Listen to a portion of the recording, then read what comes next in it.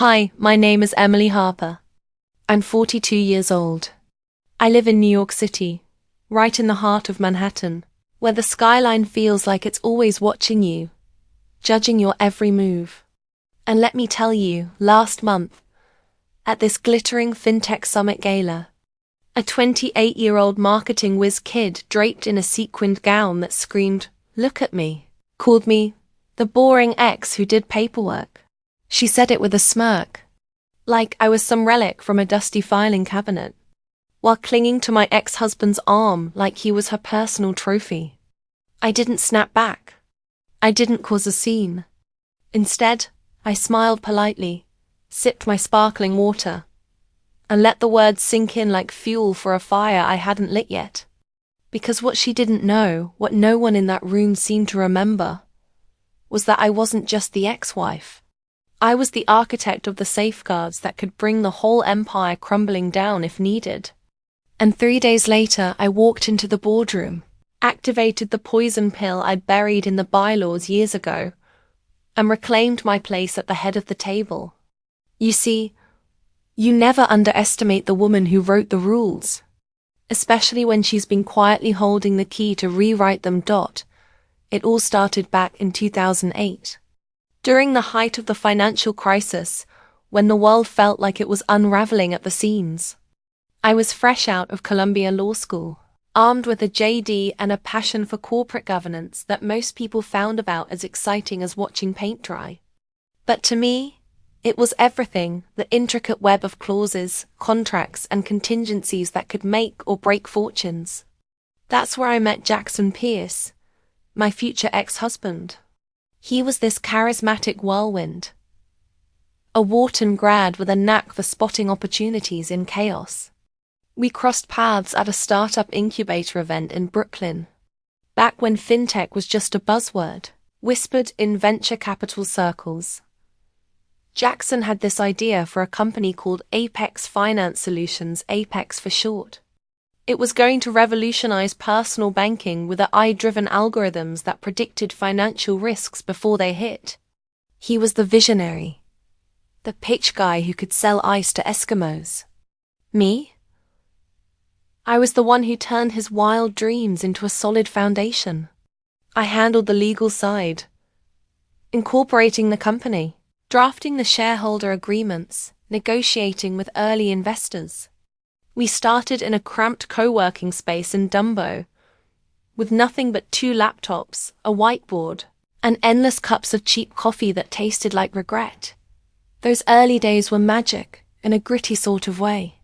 We'd pull all-nighters, debating everything from user interfaces to data privacy laws. Jackson would pace the room, gesturing wildly about disrupting the banks, while I'd sit there, meticulously outlining the regulatory hurdles we'd face. "Emily, you're overthinking it," he'd say with that infectious grin. "We need speed, not caution." But I knew better. Speed without structure is just a crash waiting to happen. So I built in the safeguards. One of them was the poison pillar, a shareholder rights plan I'd insisted on including in our charter. It was buried in Section 8.4. A clause that allowed major shareholders to dilute the stock in case of a hostile takeover or severe mismanagement. Jackson laughed it off at the time. Who's going to hostile takeover us? We're nobodies. But I wasn't thinking about outsiders. I was thinking about the long game, about protecting what we built from anyone, even ourselves. We got married 2 years later, in a small ceremony on the Hudson River, with the city lights twinkling like promises. Apex was growing fast by then. Our first seed round came in at $2 million, thanks to a pitch deck I polished until it shone. I became the chief legal officer, but in reality I was so much more, the glue holding the operations together. While Jackson schmoozed investors at conferences, I was in the trenches, navigating SEC filings, ensuring compliance with Dodd-Frank reforms, building partnerships with banks that trusted us because I made sure every I was dotted, every T crossed by 2015. Apex was a unicorn, valued at over $1 billion. We moved into sleek offices in Midtown, with glass walls and ergonomic chairs that cost more than my first car. That success changes people. Jackson started spending more time on the road, attending galas and TED-like talks where he positioned himself as the sole genius behind Apex. The media ate it up. Jackson Pierce, the fintech wunderkind. My name? Buried in the footnotes, if mentioned at all. Our marriage started cracking under the weight. Late nights turned into arguments. He'd come home smelling of expensive perfume that wasn't mine, dismissing my concerns as paranoia.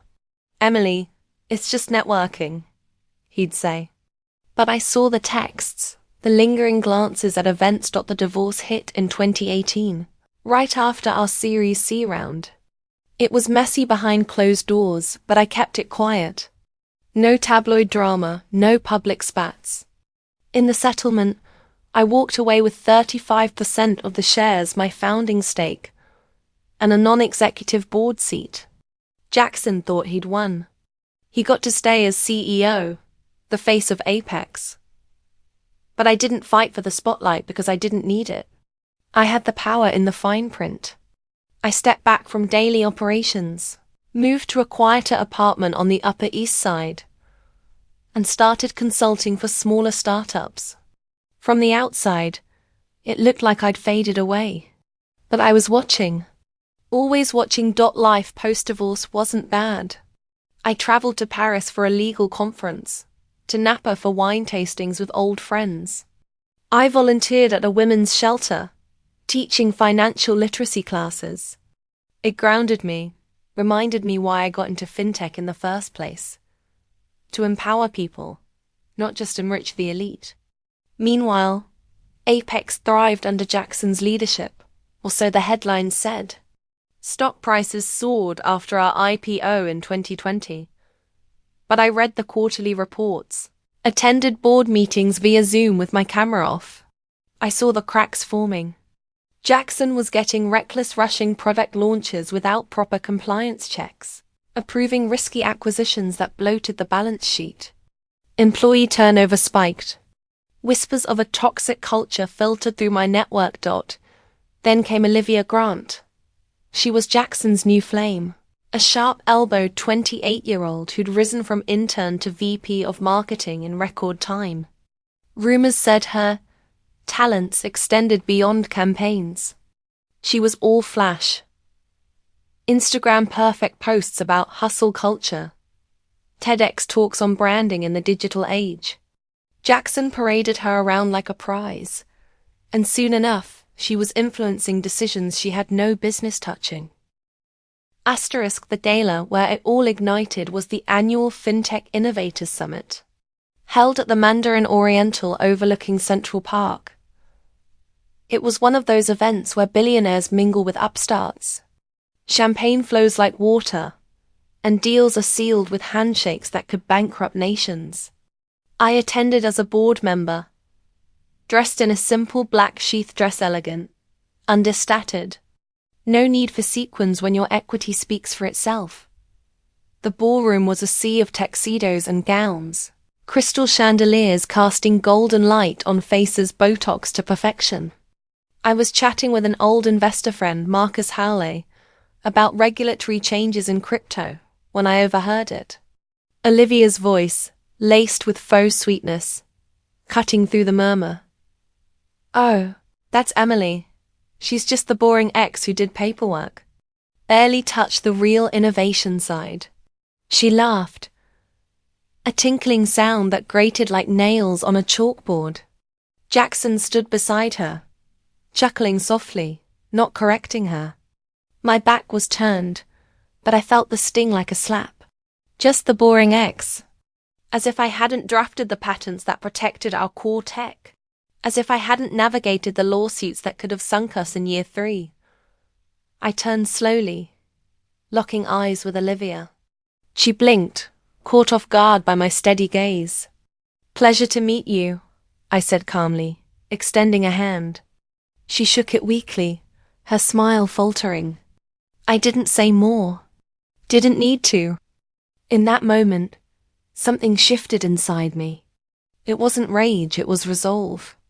I'd been patient for years, letting Jackson play king. But mocking me? Dismissing my legacy? That was the spark. I left the gala early, slipping into the cool night air of Columbus Circle. The city hummed around me, taxis honking, pedestrians rushing. In my town car, I stared out the window, replaying the scene. Boring X, I whispered to myself. Okay then. Time to show them what boring can do. The next morning, over black coffee in my sunlit kitchen, I made the calls. First to Sophia Chen, a board member I'd mentored early on. She was a compliance expert like me, always wary of Jackson's flair over substance style. Emily, she said, her voice warm but cautious. What's up? You sound determined. I am, I replied. Remember the poison pill in section 8.4? It's time to dust it off. Sophia paused. You sure? That's nuclear. Only if needed. That Jackson's pushing us toward a cliff. Let's talk numbers. We met for lunch at a quiet bistro in Soho. Sophia slid over a folder recent financials she'd pulled. R&D down 25%. Legal fees up 45% from settlements Jackson had swept under the rug. Employee surveys showed morale at an all-time low. He's chasing hype, she said. That new crypto integration. Rushed, no audits. Regulators are sniffing around. I nodded. The poison pill was my ace. It allowed shareholders with over 20% stake me to trigger a rights plan if leadership actions threaten the company's value. It would flood the market with new shares, diluting control and making any hostile moves or internal overreaches prohibitively expensive. Jackson had forgotten about it, buried as it was in the charter I'd authored. Next call. To my lawyer, Victor Reyes, a shark in pinstripes who'd handled my divorce. Emily, you calling to activate? Yes. Prep the motion for an emergency board review. He chuckled. Thought you'd never ask. And finally, to Liam Brooks, another board ally. A venture capitalist who'd invested early because of my pitch. Not Jackson's. Over a video call, he leaned back in his leather chair. Jackson's getting sloppy. That acquisition last quarter. Overpaid by millions. I know, I said. We need to act before it tanks the stock. By afternoon, the pieces were in motion. I'd been preparing for this subconsciously for years, networking quietly. Building alliances without fanfare. Silence wasn't weakness. It was strategy. 2 days passed in a blur of emails and encrypted chats. Jackson was oblivious, posting gala photos on LinkedIn with captions like, "Celebrating innovation with the best team." Olivia featured prominently, of course. I smiled at my screen. Enjoy it while it lasts. The emergency board meeting was scheduled for the third day. At Apex's headquarters, a towering glass monolith in the financial district. I arrived at 8:45 a.m., dressed in a tailored grey suit. Pearls at my neck, a nod to the boring label. The lobby security guard, an old-timer named Rule, nodded. Miss Harper, good to see you in person. You too, Rule. How's the family? Grandkids are keeping me young. He buzzed me through. The elevator ride up felt eternal, my reflection staring back calm, composed. The boardroom was on the 45th floor, with panoramic views of the harbour. Half the members were there. Sophia, Liam, a few others I'd swayed with data packets sent overnight. Jackson arrived last, at 9 o'clock sharp, striding in like he owned the place, which he thought he did. Emily? His eyes widened slightly, but he recovered with a grin. Didn't know you were joining us today. What's this about? Sophia cleared her throat. Emergency review under section 8.4. Leadership assessment.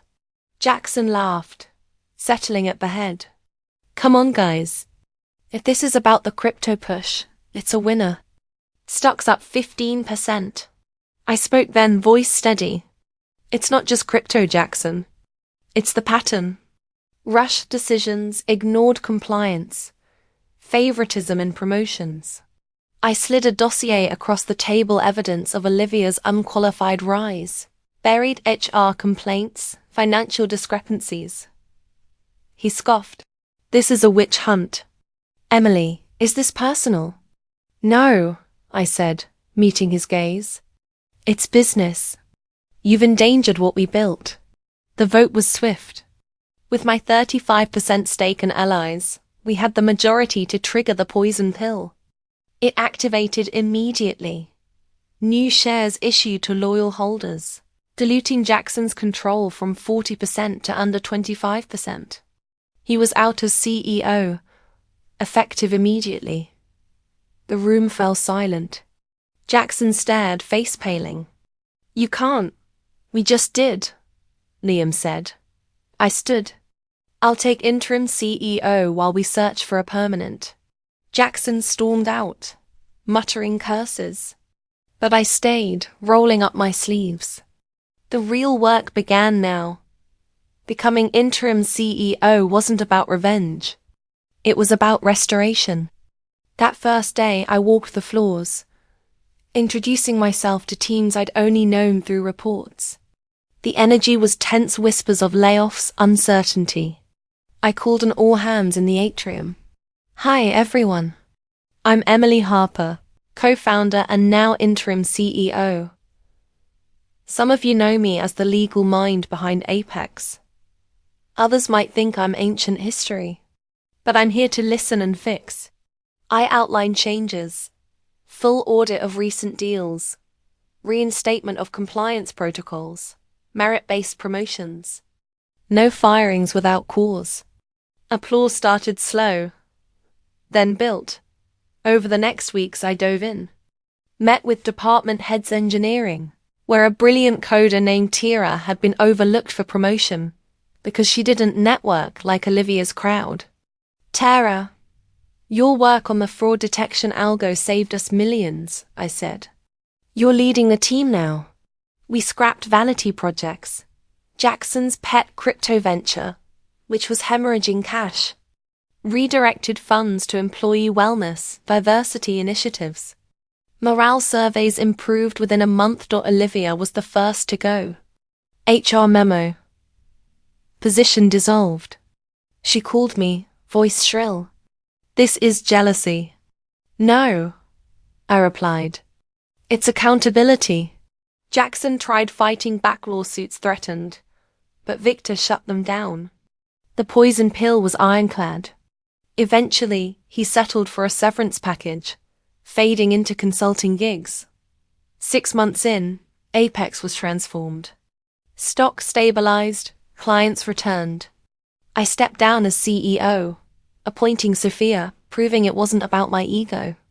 Now, I chair the board, mentor startups, speak at events about resilient governance. Looking back, that Gala insult wasn't the end. It was the beginning. Silence isn't surrender. It's the space where power gathers strength. And in the end, the boring ex rewrote the story. But wait, that's just the surface. Let me take you deeper. Because this wasn't an overnight coup. It was years in the making, layered with moments that tested my resolve, friendships that sustained me, and lessons that shaped who I am today. Flashback to 2012, when Apex was still bootstrapping. We were in a tiny office in Chelsea, walls thin enough to hear the neighbors arguing. Jackson and I were newlyweds, high on ambition. One night, after a brutal investor rejection, he slammed his fist on the table. We need to go big or go home, Emily. Cut the red tape. I remember sitting there, highlighter in hand, marking up our charter draft. Jackson, without protections, we're vulnerable. Look at what happened to those other startups, hostile takeovers, founder ousters. He rolled his eyes. Poison pills are for paranoid corporations, not us. But I insisted. Humor me. And so, Section 8.4 was born. In the event of actions deemed detrimental to shareholder value, including but not limited to gross mismanagement or conflicts of interest, founding shareholders may trigger a rights plan to issue additional shares at a discount to existing holders, thereby diluting any threatening positions. It was my baby, inspired by cases like PeopleSoft versus Oracle. Jackson signed off, distracted by the next pitch. Little did he know, as Apex grew, so did the distance between us. By 2016, we had 200 employees, offices in San Francisco too. Jackson started traveling solo. I'd find hotel receipts for suites in Vegas during conferences. I confronted him once, in our penthouse overlooking Central Park. Is there someone else? He denied it, gaslighting me. You're imagining things. Focus on the company. But I knew. And instead of exploding, I channeled it. I strengthened my network lunch with Sophia, who was then at a rival firm. Coffee with Liam, who shared war stories from his VC days. I also diversified. Invested in women-led startups, joined boards for nonprofits. It built my resilience. The divorce filing was in 2018, after I caught him with the assistant in our home office. No screaming. I just packed a bag and left. Court was clinical. Jackson's lawyer pushed for me to sell my shares. Clean break, he said. I refused. 35% stays with me. Board seat too. Jackson smirked. Fine, but stay out of my way. Post-divorce I reinvented. Therapy helped unpacking how I dimmed my light for his. I dated casually, an architect named David who appreciated my quiet strength. But Apex lingered. I'd log into board portals at midnight, noting irregularities.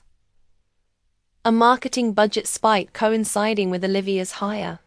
HR complaints about favoritism. Olivia's rise was textbook nepotism. Started as intern in 2022, promoted thrice in a year. Her campaigns? Flashy but ineffective social media buzz without conversions. Yet Jackson praised her publicly. The gala was the tipping point. Post-insult I didn't sleep. Paced my apartment replaying memories. By dawn, plan solidified. After the calls I prepped evidence. Screenshots of financials, emails from whistleblowers. One from an engineer. Ms. Harper, the culture's toxic. Promotions go to Jackson's inner circle. It fueled me. Board day. Tension thick. Jackson's face when the vote passed priceless. Emily, you'll regret this. I didn't. Rebuilding was joyous. First week, I redecorated the CEO office, removed Jackson's ego wall of press clippings, added team photos. Met with Tara. Your ideas for AI ethics? Implement them. We launched Project Safeguard. Compliance training for all, with bonuses for ethical reporting. Challenges arose. Stock dipped initially. Media speculated coup. I did interviews calmly. Apex is about stability, not spectacle. Within 3 months, revenue up 18%. Employees shared stories. Finally feel heard. Personal wins. David proposed. We eloped in the Hamptons. I spoke at Columbia, inspiring students. Power isn't loud. It's prepared. Now, at 42 I look back. The boring X label? A badge. It hid my strength until ready. But there's more. Let me tell you about the audit. The story continues to expand to meet the word count. With additional flashbacks, detailed subplots, dialogues, and reflections. After the board vote, the real grind began. I didn't just sit in the CEO chair. I lived it. My days started at 5 a.m. with yoga to center myself. then a commute to the office where I'd beat most employees in. The first major hurdle was the forensic audit. I hired an external firm, KPMG, to dig deep into the last 2 years of transactions. Victor oversaw it, ensuring no stones unturned. The report landed on my desk 2 weeks later, a 150-page beast. It was damning. $3.2 million in consulting fees to firms linked to Jackson's buddies. No deliverables. Travel expenses for business trips that matched Olivia's vacation posts. Even a slush fund for marketing events that funded personal parties. I didn't leak it. Instead, I presented key findings to the board. We recover what we can, quietly. We clawed back $1.8 million through settlements. Jackson's lawyers fought, but the evidence was ironclad. He ended up paying a penalty to avoid publicity. Meanwhile, I focused on culture. Implemented open-door Fridays. Anyone could book 15 minutes with me. Stories poured out. A salesperson passed over for promotion because he questioned Olivia's strategy. A dev team lead burned out from unrealistic deadlines.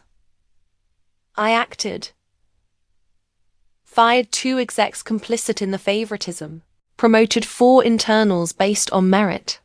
Tara's team got a 20% budget boost. Their fraud detection update rolled out, earning rave reviews. External pressures mounted too. Regulators from the SEC inquired about the crypto product. I met them head-on, with full transparency. We're correcting course, I said. Fines were minimal thanks to our proactive fixes. Media frenzy peaked when Bloomberg ran a piece. The quiet revolution at Apex. Ex-wife takes the reins. Comments flooded, women cheering. Skeptics doubting. I responded with actions, not words. 6 months in, we relaunched branding. Apex. Secure. Smart. Sustainable. No hype. Focus on user trust. Partnerships with ethical banks followed. Personally, I grew. David and I bought a brownstone in Brooklyn, started planning a family. I mentored young lawyers, sharing. Read the fine print. It's your superpower. One night, Jackson emailed, "Emily, can we talk? I see now what I lost." I replied, "Wishing you well." Closure. Today, Apex thrives, valued at $2.5 billion. I'm board chair, consulting globally. The poison pill? Still there, a reminder. Power protects when wielded wisely. And that Gala whisper? It echoes as motivation. Never dismiss the quiet ones. They might just be plotting your comeback.